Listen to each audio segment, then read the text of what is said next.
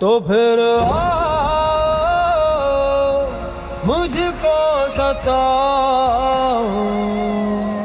दोस्तों, आज मैं जिस टीजर की बात करने वाला हूँ उसे देखकर मेरे मन में सबसे पहला ख्याल यही आया, कुछ फिल्में सिर्फ फिल्म नहीं होती, वो यादें होती हैं और आवारापन उन्हीं फिल्मों में से एक है।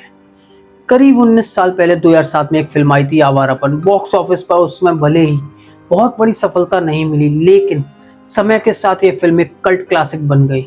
इसकी कहानी, इमोशंस, इमरान हाशमी की शानदार एक्टिंग और सबसे बढ़कर इसके गाने आज भी लोगों के दिलों में जिंदा हैं।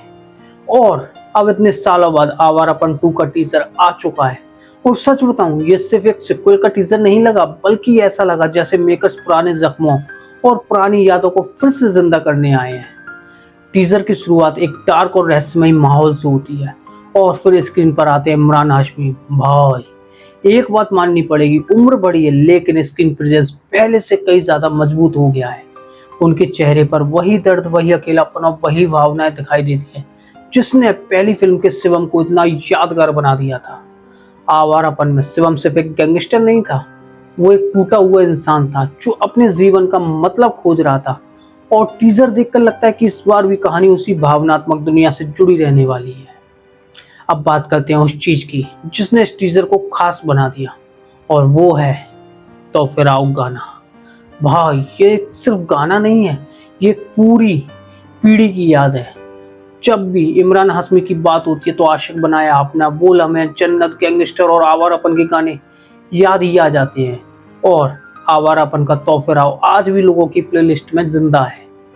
टीजर में इस गाने का नया वर्जन सुनाई देता है और यकीन मानिए, जैसे ही वो धुन बजती है पुरानी यादें अपने आप वापस आ जाती हैं। मेकर्स ने सिर्फ नॉस्टैल्जिया बेचने की कोशिश बिल्कुल नहीं की, बल्कि गाने की आत्मा को बरकरार रखते हुए उसे एक नया अंदाज में पेश किया है।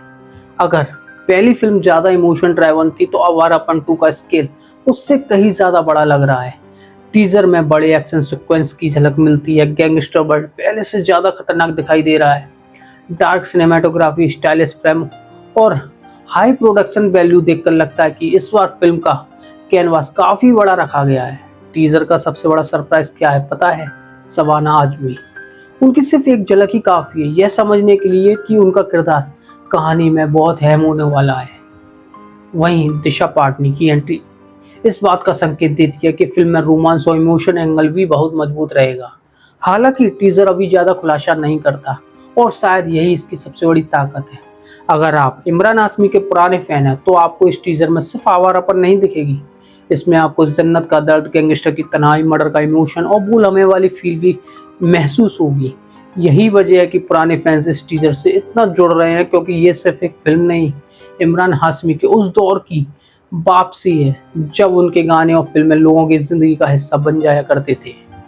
अगर कोई कमी निकालनी भी हो तो सिर्फ इतनी थी कि टीजर कहानी के बारे में बहुत कुछ नहीं बताता। शिवम की वापसी कैसे हुई, नई कहानी क्या है, विलन कौन है, इन सवालों के जवाब अभी नहीं मिलते।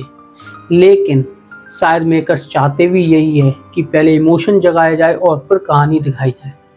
मेरे हिसाब से आवारापन 2 का टीजर वही काम करता है जो एक अच्छे टीजर को करना भी चाहिए। ये पूरी कहानी नहीं बताता, लेकिन आपको फिल्म का इंतजार करने पर मजबूर जरूर कर देता है। अगर फिल्म टीजर जितनी भी मजबूत निकली तो आवारापन 2 सिर्फ एक सिक्वल नहीं, बल्कि इमरान हाशमी के करियर की सबसे बड़ी वापसी बन सकती है। अब आप बताइए, क्या आवारापन 2 पहली आवारापन के जादू को दोबारा जिंदा कर पाएगी? और सबसे जरूरी सवाल, तो फिर आओ सुनते ही आपको सबसे पहले कौन सी याद आती है?